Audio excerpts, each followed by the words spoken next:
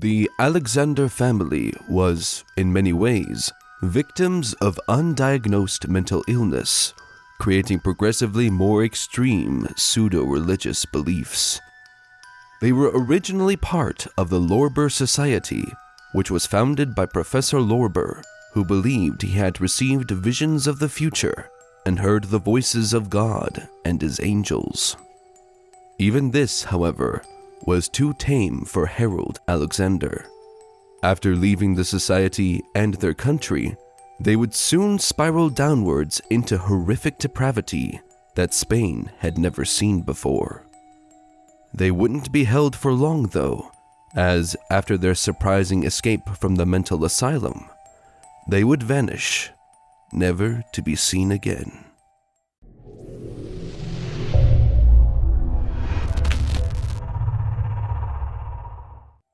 In Hamburg, Germany, Harold Alexander had been a stonemason. He had met George Rahele, a chosen one of the Lorber Society, which was a small, pseudo-religious group of loosely Christian origin, founded by Professor Jacob Lorber.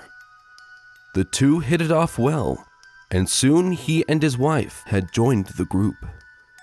George got sick one day, and Harold came out of George's room and announced that he had been chosen to be the next chosen.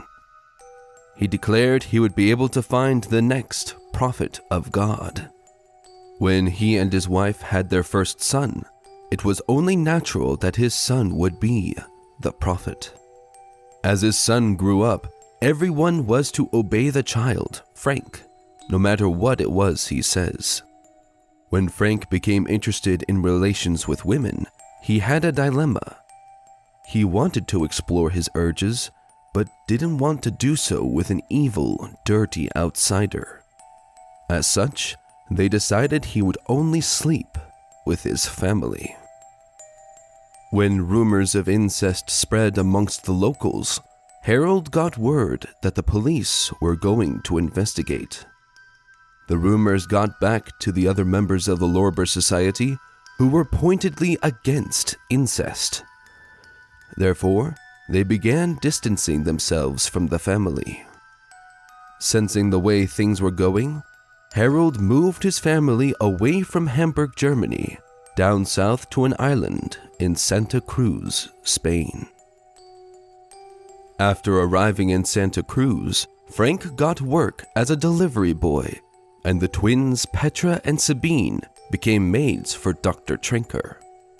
One day, Frank and Harold showed up at the doctor's house and explained to Sabine, who had been staying with the doctor for a while, that they had killed her sisters and mother.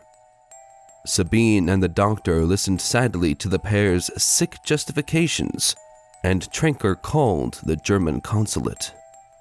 Soon after, the police arrived. The remaining living Alexanders were casually visiting in the entrance to Trinkel's home. When questioned, Harold explained to them that he hadn't actually killed his wife and kids. He was doing his part, playing the organ. It was the prophet, Frank, who had the honor. Harold saw their confusion and began treating the police as though they were but simple, unenlightened creatures, then explained that the prophet had declared that the hour of the great killing was at hand. How hard was that to understand? The police detained the family and sent a car to their apartment at 37 Calle Jesus Nazareno. They broke down the door, and what they saw made them physically ill and caused them to leave the premises in order to compose themselves. Marina and Petra, disemboweled bodies, lay dead and naked in the living room. Their sex organs and nipples had been removed and nailed to the walls, which were painted with blood. Inside the bedroom, they found the mother, Dagmar's body, mutilated nearly beyond recognition.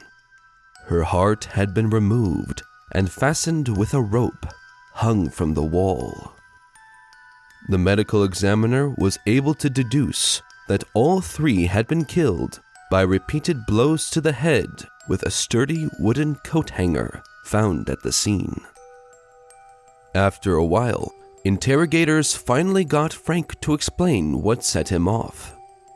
His mother had looked at him in a suggestive way, and that this was how he knew it was the hour of killing. He grabbed a sturdy coat hanger and began what he saw as his duty. His father jumped out of bed and announced the news to the girls and began playing the organ. This moment set events into motion that had been predetermined by their religious beliefs. Meanwhile, Frank began beating his mother to death. She had turned around and laid still to make it easier for him. She wanted to go to heaven, after all.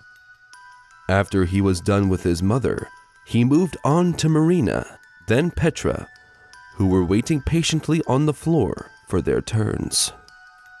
His dad stopped playing long enough to help with the mutilation portion of the sacrifice. Afterward, they sang and danced for a bit, then destroyed all the documents tying them to their previous lives as part of the rite of passage.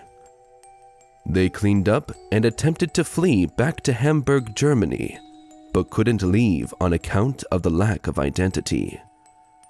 So they wandered about a bit, and then decided to pay Dr. Trenkel, the boss of their surviving family, a visit.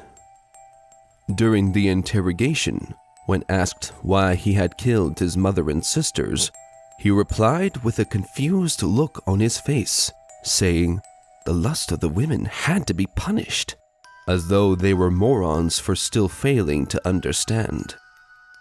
They were able to discover Harold believed he was told by God that it was his destiny to bring down the kingdom of David. He was but an instrument of God. He had heard his voices, all 12 of them, explain this in detail on many occasions. During the trials, both were wordless, and Frank was clearly disturbed during the whole affair. The prosecution had tried to push for the death penalty.